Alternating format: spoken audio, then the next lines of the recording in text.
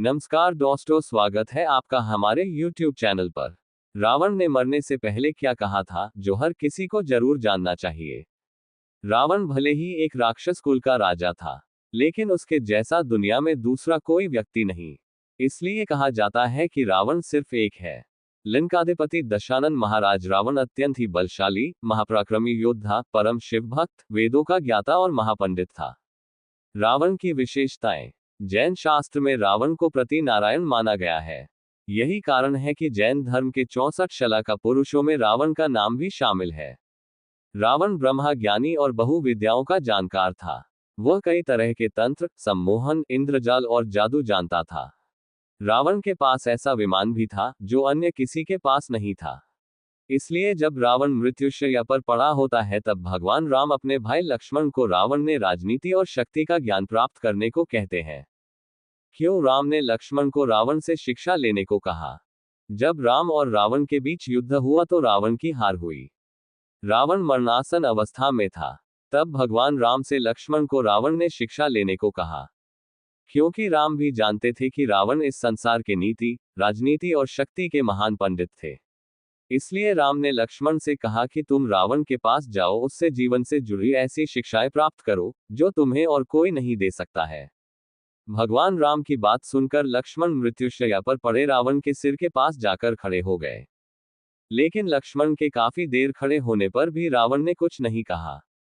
लक्ष्मण राम के पास वापस आ गए और कहा कि प्रभु, मैं बहुत देर तक रावण के पास खड़ा रहा, लेकिन उसने कुछ नहीं कहा। तब भगवान राम बोले कि किसी से ज्ञान प्राप्त करने के लिए उसके सिर नहीं बल्कि चरणों के पास खड़ा होना चाहिए।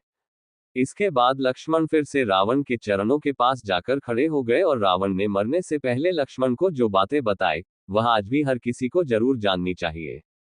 रावण ने मरने से पहले क्या कहा? रावण लक्ष्मण को ज्ञान देते हुए कहते हैं कि किसी भी शुभ या अच्छे काम के लिए देरी नहीं करनी चाहिए। वहीं अशुभ काम के लिए जितना मोह वश करना पड़े उसे उतना टालने का प्रयास करना चाहिए। अपनी शक्ति और पराक्रम में इतना घमंड नहीं करना चाहिए या इतना अधिक अंधा नहीं होना चाहिए कि शत्रु तुच्छ लगने लगे। मुझे ब्रह्मा जी से वरदान मिला था कि मानव और वानर के अलावा कोई मुझे नहीं मार सकेगा, लेकिन इसके बावजूद मैंने इन्हें तुच्छ मान लिया और यही मेरी सबसे बड़ी भूल थी, जिस कारण आज मैं मरणासन अवस्था में पड़ा हूं।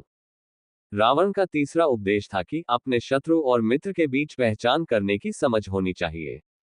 कई बार हम शत्रु को अपना मित्र समझ लेते हैं, जो कि बाद में हमारे शत्रु साबित होते हैं। वहीं जिसे हम शत्रु समझकर पराया कर देते हैं, वही हमारे असली मित्र होते हैं।